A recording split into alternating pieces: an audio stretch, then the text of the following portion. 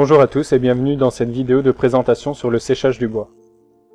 Le séchage du bois est d'une grande importance en menuiserie. Le degré de séchage dépendra de l'utilisation prévue. Pour les menuiseries extérieures, le pourcentage d'humidité est de 14 à 18% et de 8 à 10% pour les menuiseries intérieures. Comment fonctionne le séchage? Eh bien, c'est l'air qui va aspirer l'eau du bois lorsqu'il est soumis à une certaine température. Si le bois est placé dans un endroit sec où la température est déterminée, l'eau sera éliminée. Mais de quoi va dépendre le séchage du bois?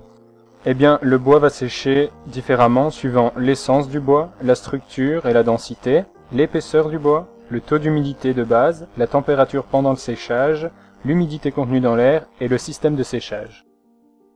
Il existe donc deux types de séchage, le séchage naturel et le séchage artificiel. Commençons donc par le séchage naturel. C'est une méthode qui prend beaucoup de temps. Il faut en moyenne 2 à 3 ans de séchage pour les bois tendres et de 4 à 10 ans pour les bois durs. Le séchage du bois peut être contrôlé au toucher et au poids, mais il existe un appareil permettant de contrôler le taux d'humidité exact, l'hygromètre électrique. Le séchage naturel comporte alors 3 étapes. D'abord, l'essuyage. C'est l'exposition provisoire à la scierie des planches de bois fraîchement sciées. Un bois est essuyé lorsqu'il ne provoque plus de sensation d'humidité au passage de la main. Deuxième étape, l'empilage. Ce procédé consiste à disposer en pile à l'air libre les bois à sécher.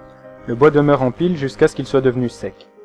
Les bois sont posés sur des poutres de 150 à 200 mm de hauteur. Les planches ne doivent pas être en contact avec le sol pour éviter tout pourrissement et parasites. Une légère pente sera respectée pour éliminer les éventuelles eaux en cas de forte pluie.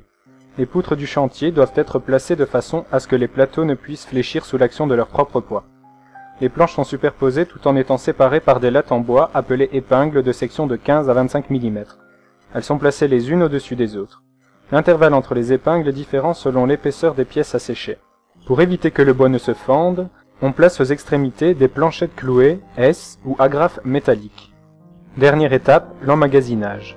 Ce procédé a pour but de soustraire le bois à l'humidité extérieure.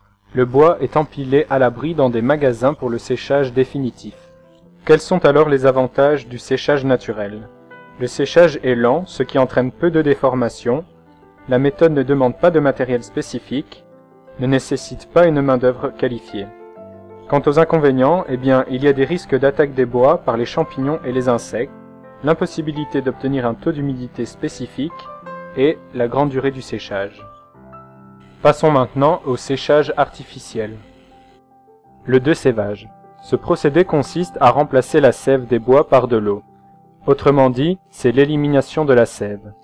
Le dessévage se fait soit par flottage avant débit ou à la vapeur après débit. Le flottage avant débit. Ce procédé est surtout utilisé pour les bois légers. Le bois est immergé dans l'eau pendant une durée de 15 à 1 mois, voire plus, ou dans l'eau stagnante pendant 1 à 2 mois. Le bois est ensuite empilé pour le séchage. Cette technique fait également office de moyen de transport dans certains pays. C'est le cours d'eau qui va conduire le bois vers la scierie. Le dessévage à la vapeur. Les planches sont empilées dans une chambre close appelée étuve. On introduit la vapeur afin d'obtenir une température d'environ 100 degrés. Le bois se ramollit, les tissus se distendent et sont pénétrés par la vapeur qui entraîne l'eau séveuse. Le bois est dessévé quand l'eau, sortant de l'étuve, n'a plus de coloration. Les planches sont sorties de l'étuve et sont exposées à l'air pendant 1 à 3 mois. C'est l'essuyage. Elles sont ensuite emmagasinées. L'avantage du dessévage, c'est qu'il permet de se débarrasser d'une grande quantité de substances nutritives qui attirent normalement les insectes et provoquent le développement de champignons. Ils se conservent donc mieux que les bois séchés naturellement. Passons maintenant au séchage artificiel du bois en séchoir. En séchoir, le séchage du bois comporte 3 étapes.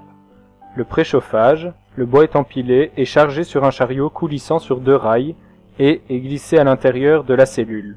Pendant la phase de préchauffage, le bois est amené progressivement à une température donnée en fonction de son taux d'humidité initial et de l'essence.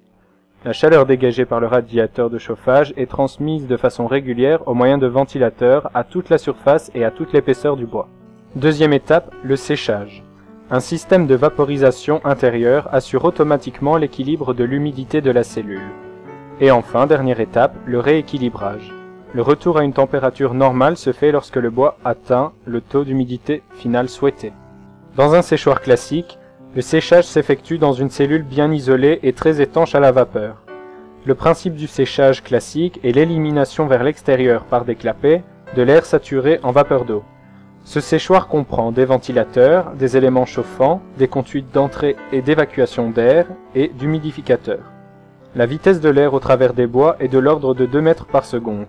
L'utilisation des clapets permet de régler le climat. Les bois séchés en séchoir seront au préalable séchés superficiellement à l'air libre durant plus ou moins 8 à 10 semaines. La température du séchoir varie entre 40 et 80 degrés Celsius, suivant l'essence du bois et son taux d'humidité initial. Il y a ensuite le séchage sous vide. L'emploi du vide va permettre de modifier la température de l'ébullition de l'eau.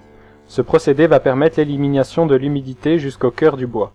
Il permet également de contrôler et réguler la quantité d'humidité qui est enlevée du bois en modifiant la température.